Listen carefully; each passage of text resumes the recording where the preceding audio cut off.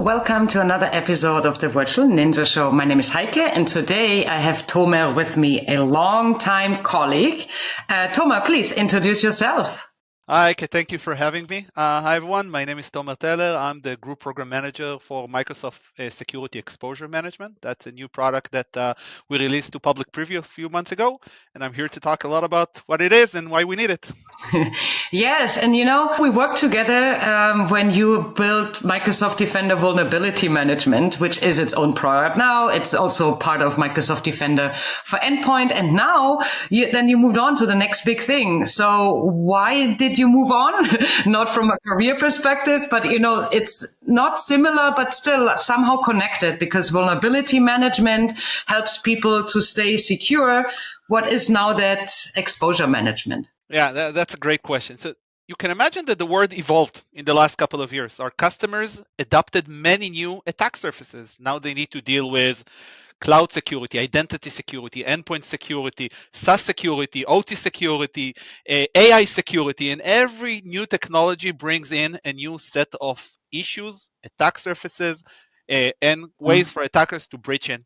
So the vulnerability management program that mainly started looking only at CVE is no longer sufficient to protect the organization. Organizations need to look beyond.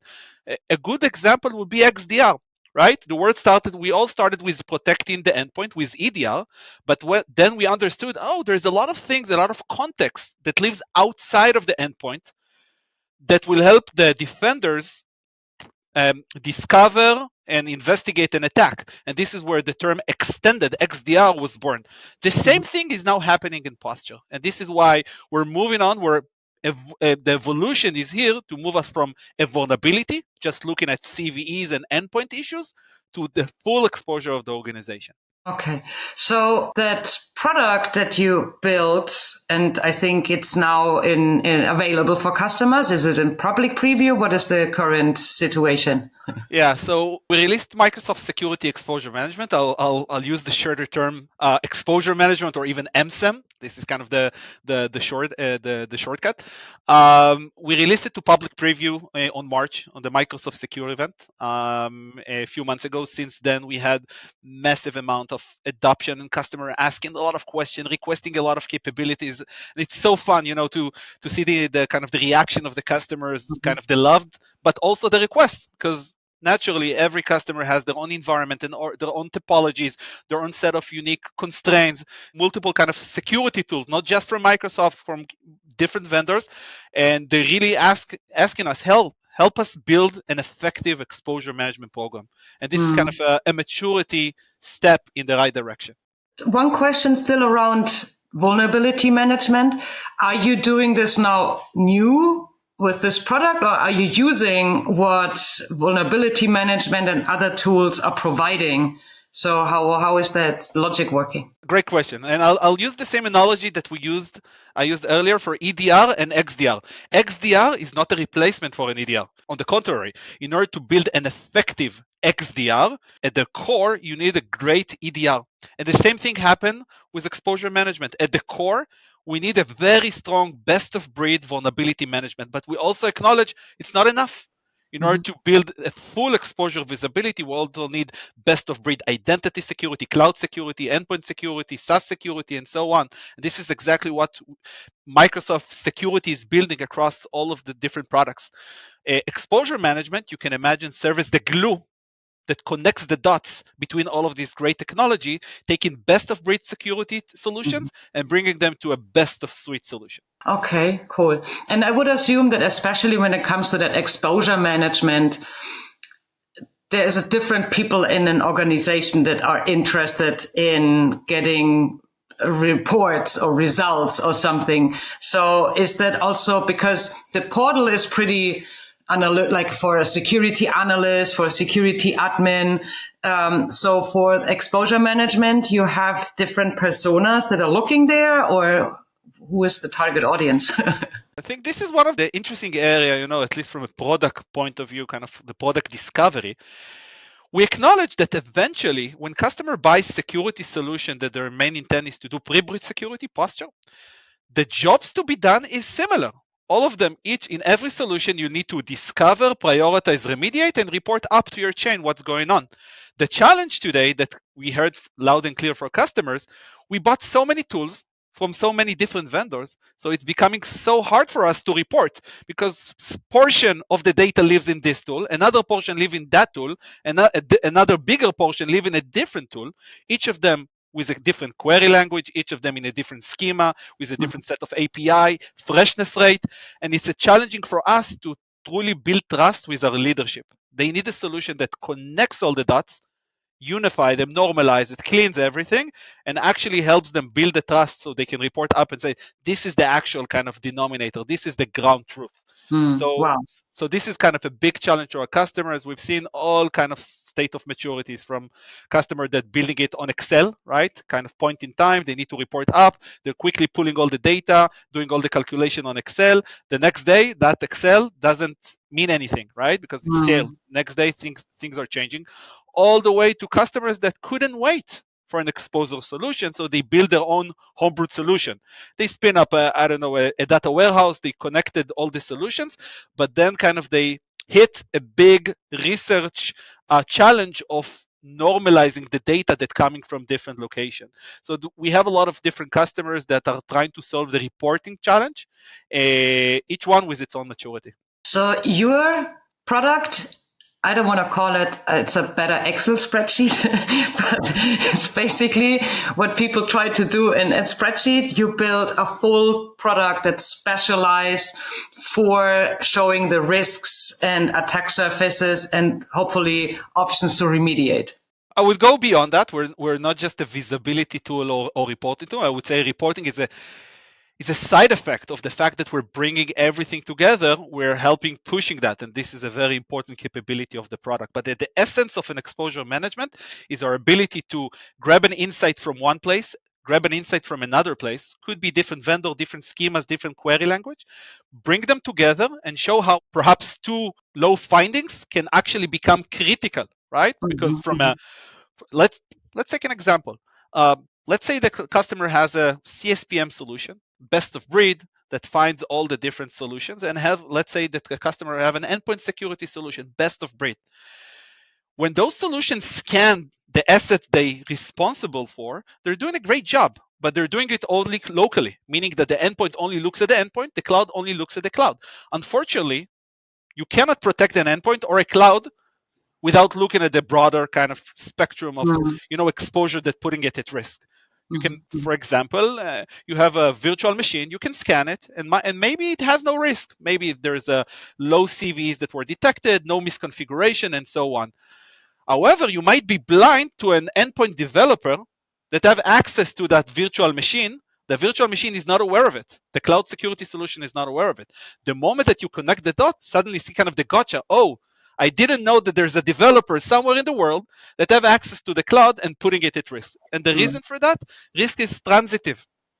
Risk is transitive, meaning that if my identity is compromised, then my device is compromised. If my device have access to the cloud is compromised. If the cloud have tokens to access a SaaS application, that SaaS application is compromised, and so on and so on. And if each silo will scan it and will not exchange that information, they won't know that information. Context is king.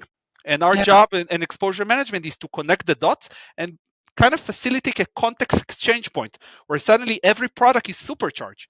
Endpoint is becoming better, identity is becoming better, cloud is becoming better because we're helping them kind of complete the context gap. And we will look into this later, but I would love to see, because you mentioned like it's different products that you bring together, like all the data from them, and you make sense to the data in a holistic way, with risk also added to it. I mean, there's a lot of logic behind it, bringing these individual siloed data points to something meaningful. So, Thomas, I just mentioned about all the logic that you apply to the raw data that they get from the different tools, vulnerability management and others.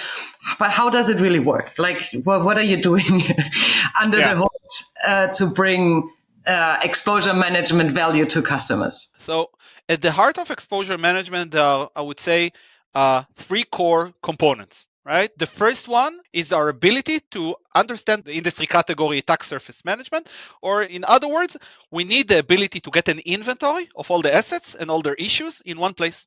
In order to do that, you need to connect to a lot of data sources in order to normalize the data, clean the data, enrich the data, and make sure you have a single source of truth. Because you imagine here, for example, in the screen you can see over here, our customer has a diverse set of security tools from multiple vendors, some of them due to decisions, some of them due to dual strategy, some of them through M&A, some of them toward kind of moving between different tools, evaluating them. Different business units have their own kind of policies, and that's fine. And we acknowledge this is kind of the reality in most of our customers. Our ability to connect all of these tools that you can see on the left, and there's many different categories that you don't actually see over here, and pull data. If I'll take the analogy from earlier, when we talked about XDR and SIM, when a SIM connects to a connector, it usually pulls activity logs, information, raw data. Mm-hmm. In the posture realm, we're not connecting activities, we're actually connecting metadata. I'm connecting asset information, policy state, configuration state, security findings, right? This is kind of the more posture state to understand how are you doing right now? What do you need to do in order to improve yourself? So we're connecting to all of these security solutions. And the idea behind it, we're pulling in everything into a connected graph. And this is kind of, I would say, the secret sauce behind a lot of the things that we're doing. Our ability to take in information from an endpoint security solution, a cloud security solution, identity security solution, and draw a relationship between them. This identity has permission to this device that contains this file, which have access to this, which contain maybe this information that has access to this SaaS. The ability for us to extract that context from each individual solution, regarded where it's coming from, normalize it, put it on the graph, and build scenarios on top of it. This is kind of, I would say, the important bit that we're building around exposure management. Eventually, all the solution that I'm going to show you soon in a set of demos is built on top of this exposure graph. Mm-hmm. What can you do on top of a graph? There's a lot of things that you can do. The first of all, as I mentioned earlier, is the ability to do attack surface discovery, the ability to grab inventories and asset information from many different locations and build a single source of truth, unified inventory, unified device inventory, unified identity inventory, unified application inventory. And in fact, everything could be an inventory, right? You can think about it, certificate inventory, URL inventory, domain inventory. We're seeing a lot of customers, certificate inventory, crypto. We're seeing a lot of kind of discussion in the industry around understanding whether our cryptography is on par, is it quantum safe? They need an inventory for that as well. AI, of course, we need an inventory of all our AI application. So our ability to pull all the data, normalize it, understand that two different sources might look at the same asset differently, but it's the same assets, and dedupe them into a single asset. This is, I would say, kind of the specialty of our team. And this is Wow. how you build trust, and this is how you Yeah. build a single source of truth. So that would be kind of the first, I would say, Uber scenario that we'll walk through around building an attack surface. The second thing is, great, I have an inventory. Eventually, an inventory is a mean to an end. No one just goes into an inventory and search for things, right? It's the basics. I would say CIS control number one, build an inventory of what you have. But this is a mean to an end. One of the ends that we built is a tool that is starting to become an industry standard around attack path analysis. A lot of the customers learned this capability from their CSPM solution that started to make it a little bit more mainstream. But with exposure management, we're actually taking attack path analysis to the next step because we acknowledge, as I mentioned earlier, you cannot protect a domain just by looking at the domain. You have to look more broadly Mm-hmm. to understand what kind of exposures other domains are putting on that area. If you just look at the cloud, you're neglecting SaaS application, endpoint security, external threats that are putting it at risk. So what we did, we take all the information that we have and we help build attack path analysis that cross between domains, between devices and identities and SaaS and cloud. This allows the customer to really understand how attackers might breach him. Very Mm-hmm. similar to an XDR. In XDR, you tell them a story, an incident of changing a set of alerts into an incident of here's the story of how you got breached. Yeah. Now we're actually providing a tool to break the asymmetry, the defense, giving the tool a blueprint of here's how an attacker might breach you tomorrow. So Yeah. be proactive about it. Go fix it now before it become an incident tomorrow. So this is kind of core capabilities of the product. So how do you operationalize such a tool? Like, we have the same with Microsoft Defender vulnerability management. Do you look there every day, every 3 hours? I mean, this is critical, but how does someone, use it in the Great proper way? question. And I think this is kind of the number one question we get from all the customers, because eventually it's not a technology problem. It's a process slash people challenge, right? We have the tools today. Most Yeah. of the customer actually have a CSPM, a DSPM, an SSPM, but there's just scratching the surface around how to use that, how to build processes in the org to adapt it, to fix the issues, and it takes a lot of time. Actually, Gartner created a new framework they call CTEM, Continuous Threat Exposure Management. You can imagine it's kind of it's a new mindset that organization need to adapt to forget about kind of point in time fixes versus continuous coming to the solution, understand what is my biggest exposure right now and fix it, right? It's a different mentality. And this is kind of how we're working with customer. We're building kind of the set of processes and tools, and I would say kind of in product capability to instill that proactiveness, continuous mindset. And it's not easy, right? Mm, Most of the mm, vulnerability management team are used to, monthly patches.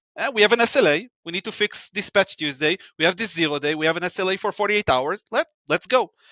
This is a different mentality, and there is no 0 day, but there are risks that are imminent. We're going to fix them now. We're going to work with different stakeholders, perhaps across the organization, to fix them. And this is a process that we're working very closely with our customers to build and refine. And it's a maturity model. We have customers mm, kind of on the highest rank of the maturity, and we have customers that just kind of starting their baby steps into that. But it's really about how you understand your risk and how you understand threats. This is what we're trying to build with threat exposure management, the visibility for a customer to mm. understand that they need to improve their maturity and the tools that will help them get there. Hmm. And luckily, there's never an end. I mean, it's not, they fixed everything. And now, like, there's always something new coming, new tools will being installed. Something here has been found. It's a never ending story. So someone really needs to bring this into their process of whatever is right for them. Yep, yep. That's exactly how you're doing. The last piece is around, okay, great. We brought everything together. We created those unified inventory. We created the attack path analysis, but now we actually need to provide kind of the visibility, the lenses to the decision maker, to the managers of how we're doing, right? Risk quantification is a big problem today. Because of the security risks are kind of spreaded in different silos, it's really hard to report. How am I doing? When a customer, when a CISO look at a dark reading article and see, oh, this APT 2020-25 just compromised this organization, the first thing he wants to ask his team is, how are we doing against APT 25? And it's the same as asking each team, go check how you're doing against that. And and you can imagine it will cascade and then it will bubble up. And it doesn't mean that the number that will bubble up is correct, because if there is no single source of truth, there will be duplication Mm, if each team will report differently. The yeah. whole idea behind unifying the data is our ability to tell you, answer those simple questions. How's my cloud posture? How's my threat exposure? How am I doing against APT? I have a 0 day. How are my business units are doing? Be able to slice and dice the data, and the secret sauce, the ability to do that is the ability to unify everything and create a unified data store. And this is why the exposure graph was created in the first place. Wow. So we talked a lot, and I would love to have a look how that looks like now. So Yeah, so let's get started with some demos and ground some of the things that we discussed. So this is the main screen of exposure management. This is the overview page. We released that actually, as I mentioned, in March earlier this year. So most of the customers should have access to this portal. If you haven't had a chance to open it up and play around with it, now's the time. In the main overview screen, you'll be able to see in kind of in a glance your entire attack surface. You can see kind of on the top. We're going to touch some of those in the demos today, so don't worry, we're not going to jump into every bit of information. But let's start kind of with the basic that we discussed. At the core of an exposure management is our ability to build an attack surface visibility. And for that, you can simply jump into our unified device inventory or unified identity inventory, unified application inventory within the portal. Over here, you can actually see all the different assets that we discovered across all the different sources. You can actually see, of course, the name, the IP, the criticality. We'll get to that in a second. And of course, all the different contexts that we collected from all the different sources. Over here, you can actually see who is the source that detected a certain device. In this case, we can see it was this device was detected both from Defender for Endpoint and Defender for Cloud. The more connector that you add, the more icons that you will see if it were detected. You can simply jump into the data connector page. We have a long list of connectors right now that are already in public preview. Some of them in a long list that we're planning to productize in the next couple of iterations. You can see ServiceNow, Qualys, Rapid7, Tenable, and some other famous icons, and we keep adding more and more based on requests. Here's a tip. If you're missing a connector today, go right now, click on request new connector. It goes into our queue. It really helps us prioritize. So go do it now. So it is based on connectors. It's not just, okay, whatever. So there needs to be a connector so you can also make sense out of the data, right? Correct. For Microsoft solution, we do it out of the box. We can actually see everything is connected under the hood. We're pulling it using kind of the user context and the service-to-service connection that we have. For non-Microsoft solution, you have a simple authentication mechanism. You put a user password token. We get all the information inside. Now, once you get all the information, the inventory is starting to get built, right? The attack surface is being collected. We collect the assets. We connect the finding. We plot it. We put it on the graph. We create those nodes and edges on the graph. So we can say this device is vulnerable to this CVE that might be mitigated by this compensating control. We're starting to build. The more data, think about it like a fog of war, right? When you right now you don't see anything, the more data that you have, suddenly kind of you see more and more in the map. So once you go back into the inventory, you'll get a lot of facets, right? You get a computer device, network devices, IoT devices, assets that we couldn't actually identify because they had a weak signal, so we're not sure what they are. And the more information that we'll collect, we'll get more fidelity that will help us understand what they are, whether they're a device, whether they're networking, whether they're an IoT or something else. Is this running on a schedule, or is that constantly going 5 minutes, 15 minutes, 3 days? Like, what is... We have an algorithm to continuously look at all the data and update all the records. So for example, if you have, in this case, this HP EliteBook device and you'll connect, let's say, Qualys, and we'll pull the information, and Qualys have a new bit of information about this device, that device will be updated with that new information. As always, we're always good as the source and the freshness of the source. So if, I don't know, Qualys scans devices every 5 hours, then naturally we'll have new information every 5 hours. If a solution is near real time, we'll have it faster. We're querying and we're getting information. Naturally, every API from every different vendor, including Microsoft, has their own kind of different capabilities, and we're benefiting from that. Wow, Tomer, that's a lot. So I suggest we stop here and we come back and then continue with this episode with a second part. So thanks everyone for watching. Stay tuned. We are coming back with the second part soon.